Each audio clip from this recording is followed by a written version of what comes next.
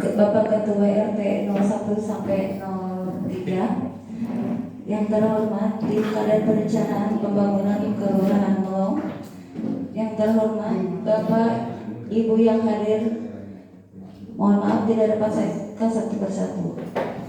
Puji dan syukur marilah kita panjatkan kehadirat Allah Subhanahu wa Ta'ala atas segala limpahan rahmat dan nikmatnya pada pagi hari ini, dan insya Allah penuh berkah ini kita masih diberikan kesehatan, kekuatan, dan keluangan waktu sehingga kita dapat berkumpul bersilaturahmi pada acara musyawarah rembuk warga tingkat RW untuk perencanaan pembangunan tahun 2025. Salawat serta salam semoga tetap tercurah kepada junjungan kita Nabi besar Muhammad SAW, kepada keluarganya, para sahabatnya, serta pengikutnya hingga akhir zaman. Bapak dan Ibu, izinkan saya untuk membacakan susunan acara pada pagi hari ini. 1. Pembukaan. 2. Pembacaan doa. 3. Sambutan.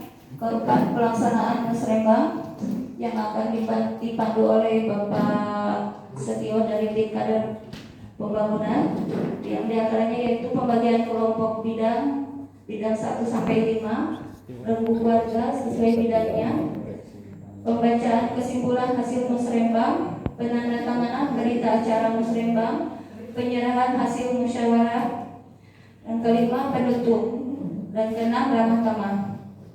Untuk memulai acara pada pagi hari ini, kita mulai dengan pembukaan yaitu Bismillahirrahmanirrahim. Bismillahirrahmanirrahim. Untuk acara selanjutnya yaitu pembacaan doa yang akan dibawakan oleh Bapak Haji Ketua RW 15 beserta jajarannya, kemudian Bapak Ketua RT 1 sampai 7 ya. Sampai 3 beserta jajarannya. Bapak tokoh masyarakat, Linmas, Posyandu, Posbindu, juga dari PKK yang sudah hadir di dalam acara rembuk warga tahun 2023 untuk realisasi tahun 2025.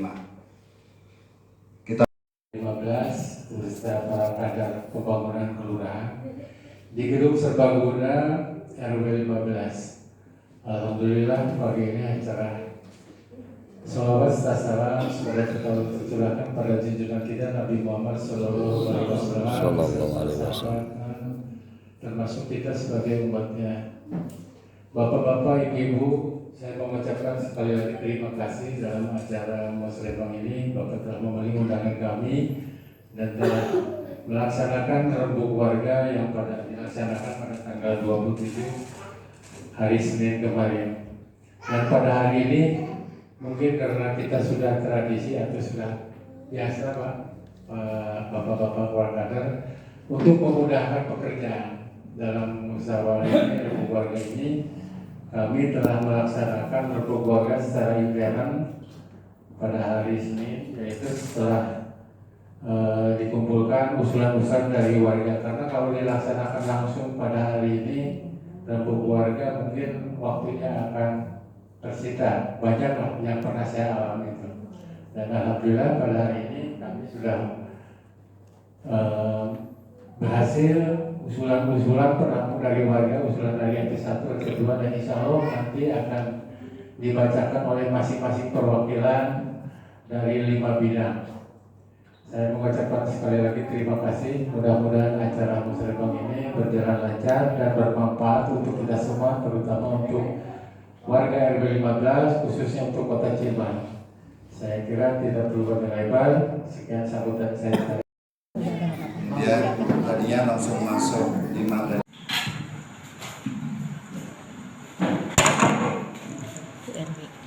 Ya, assalamualaikum warahmatullahi wabarakatuh, Pak Tio dan kawan-kawannya.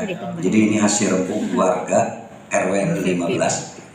RT dengan warga, hasilnya akan saya coba dipaparkan, yaitu untuk bidang sosial, dan nanti kawan-kawan juga sudah mendapatkan tugas. Untuk masalah bidang sosial Pak, ini permasalahannya adalah penyuluhan perbaikan gizi untuk ibu hamil sangat kurang.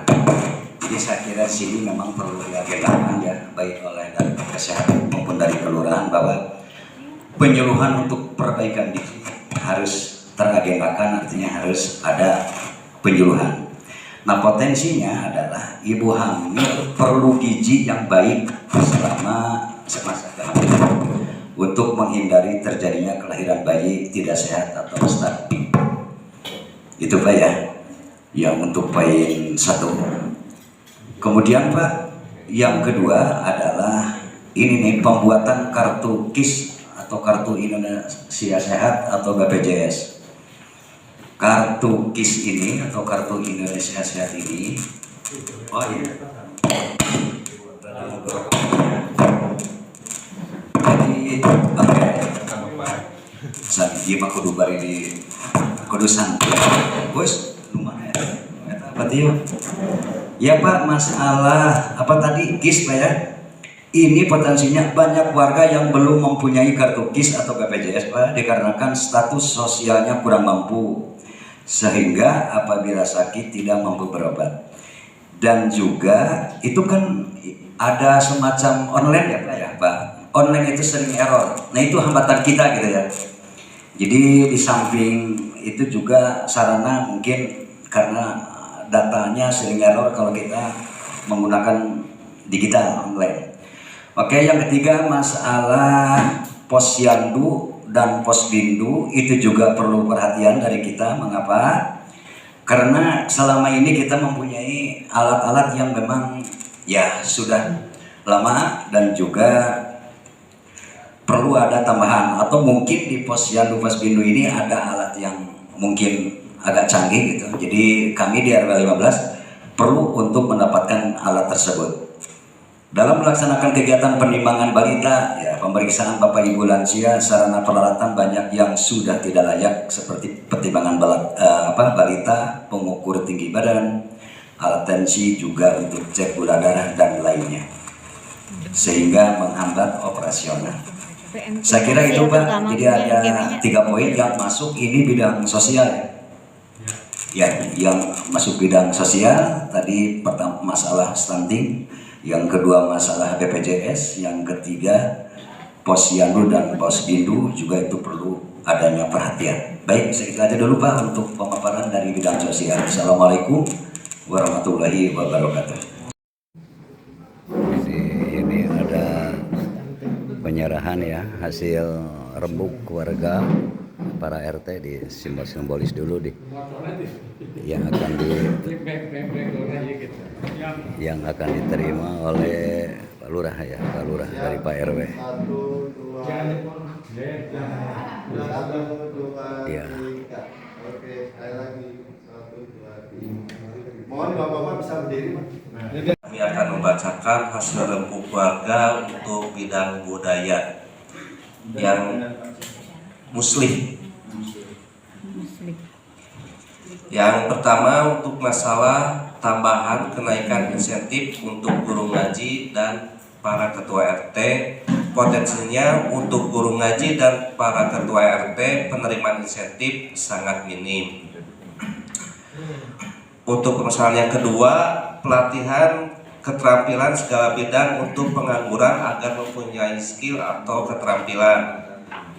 Potensinya banyak pengangguran yang tidak siap bekerja karena tidak memiliki keterampilan pekerjaan, mencari pekerjaan.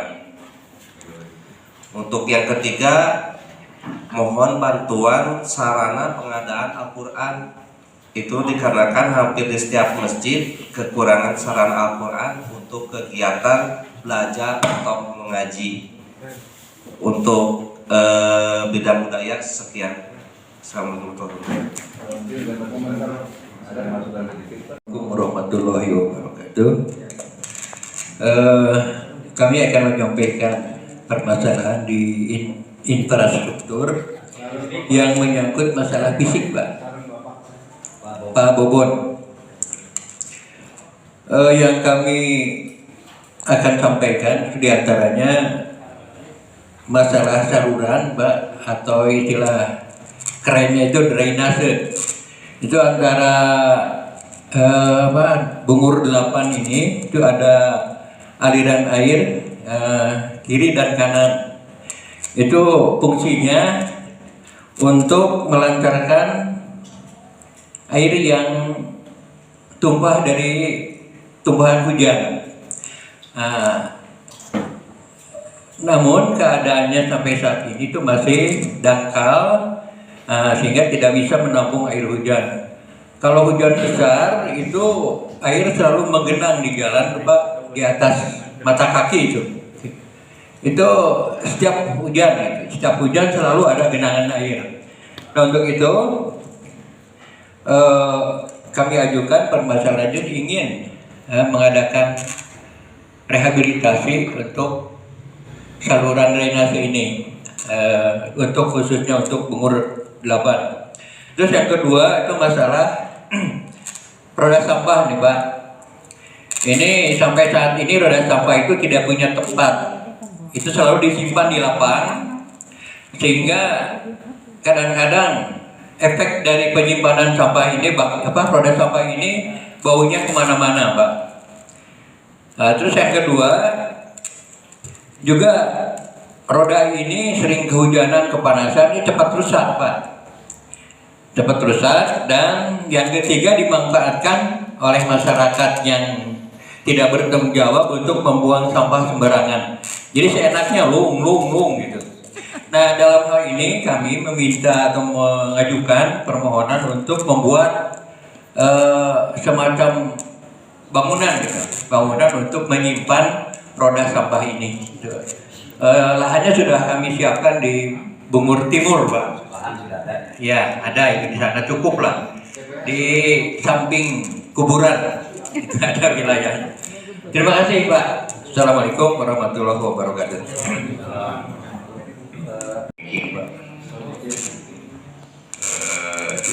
Saya ingin menyampaikan sebelum menyampaikan hasil sembang dengan warga, saya akan cerita sedikit, Pak. Udah 2 tahun saya tidak punya kegiatan di daerah.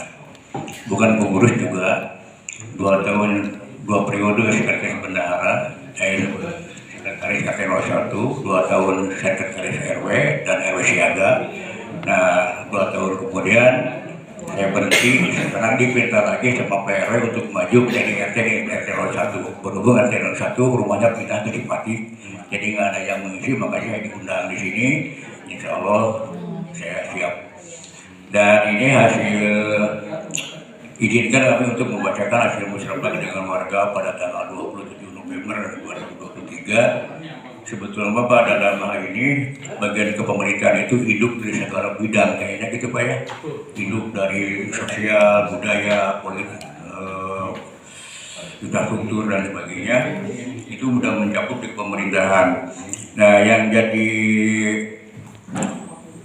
perbedaan waktu dulu saya jadi sekretaris RW dan RT pernah gitu kan, sistem sekarang kan sistem online untuk mengurus administrasi ke pusat. Nah, tapi kalau menurut saya gitu enak zaman dulu, Pak, enak zaman dulu, jadi tidak ada istilah error gitu kan. Jadi kalau warga masyarakat ingin mengajukan atau membuat akte kelahiran, akte kematian, membuat NA dan sebagainya, KTP kependudukan, gampang itu langsung ke Pemkot, kelurahan, kecamatan, langsung betul. Kita sering silaturahmi dengan pejabat-pejabat, dengan pengurus atau dengan pegawai yang di sana, dengan karyawan gitu. Jadi sekarang dengan adanya online, karena kan kemarin waktu itu ada istilah COVID gitu kan, muncul segala persyaratan membuat dokumentasi harus mulai online. Padahal menurut saya online itu, Pak, jadi kadang-kadang susah juga. Sedangkan kalau sekarang saya sebagai pengurus umpamanya si penduduk mau bikin akte atau apa harus pakai nomor sendiri, tidak bisa pakai nomor saya gitu kan. Jadi harus satu berkas, 1 orang gitu.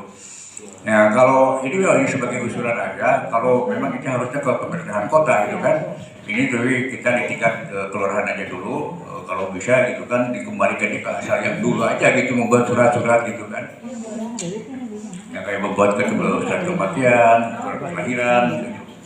Ya, prosesnya gampang, jadi bisa ditunggu, bisa langsung jadi gitu kan. Nah, sekarang saya alhamdulillah dengan kepercayaan dari Pak RW, walaupun memang saya belum punya SK gitu kan, insya Allah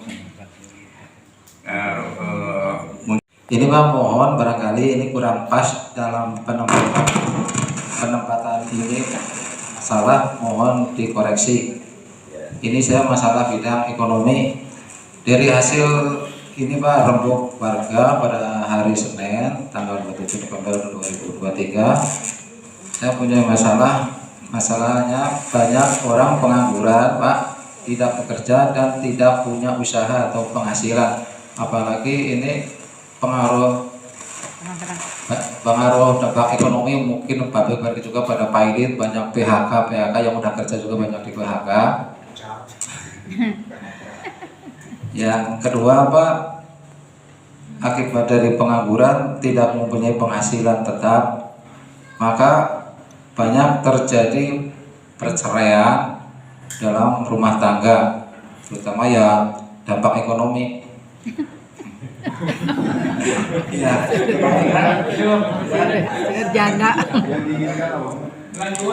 Yang diinginkan saya ya tolong yang para pengangguran ya supaya dikasih fasilitas gitu Pak, pelatihan atau apa gitu ya, supaya bisa ini untuk potensi kedepannya bisa maju.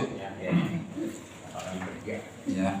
Yang ketiga ya Pak, mohon bantuannya lapangan pekerjaan atau modal usaha ini Pak, yang penting Pak modal usaha untuk mesejahterakan keluarga.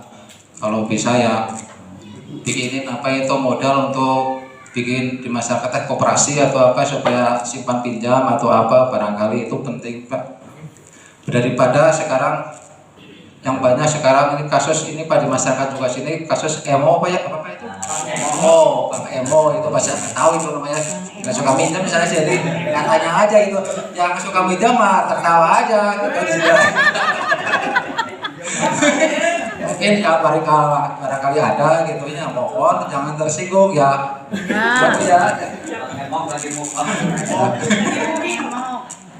Ya begitu aja Pak dari saya, usulan dari saya.